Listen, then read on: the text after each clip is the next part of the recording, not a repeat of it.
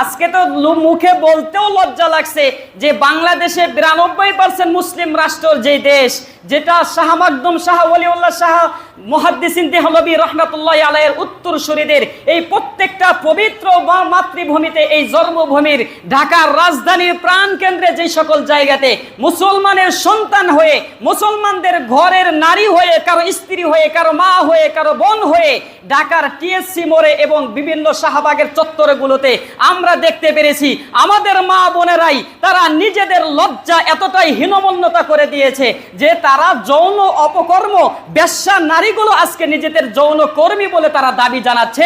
এটা আবার রাষ্ট্রীয়ভাবে পাশ করার জন্য সেটা উত্থাপন করেছে। এটা কোনো মুসলিম স্বভাব এবং সুচরিত্র কোনো বাবা এবং সুশীল কোনো শান্ত সমাজ এটাকে মেনে নিতে পারে না। ব্যবসাগিরি করবে, এটা তো লজ্জাজনক জিনিস।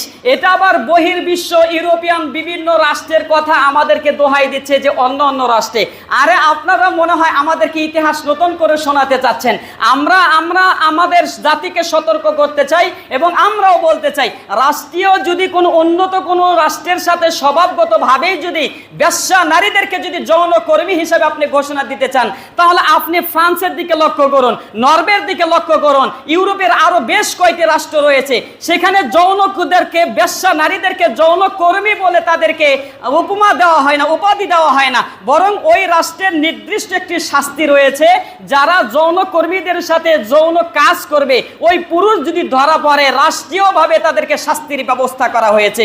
সুতরাং যেই দেশে বেশ্যা করা নারী এবং যৌন কর্মীর আপনি ওপেনলি ভাবে বেশ্যাখানা খোলার পরিকল্পনা করছেন, ওই দেশে আপনার মেয়ে, আপনার বোন, আপনার সুললা সুবলা স্কুল কলেজ মাদ্রাসা ছাত্রীগুলো যখন ধর্ষিত হয়, তাদের শাস্তি নিশ্চিত করতে আপনাকে কোন সেই সাদা চামড়ার কোন দেবতা কিংবা কোন রাম ঠাকুর বাধা প্রদান করছে? জাতি সঠিক সময় আপনার কাছে জবাব গ্রহণ করবে। আপনি মনে করিয়েন না যে আমি আজকে প্রধান উপদেষ্টার কাতারে রয়েছি, দেশের প্রত্যেকটা শিশু থেকে নিয়ে বয়োবৃদ্ধ মানুষগুলো আমাকে মহব্বত করছে।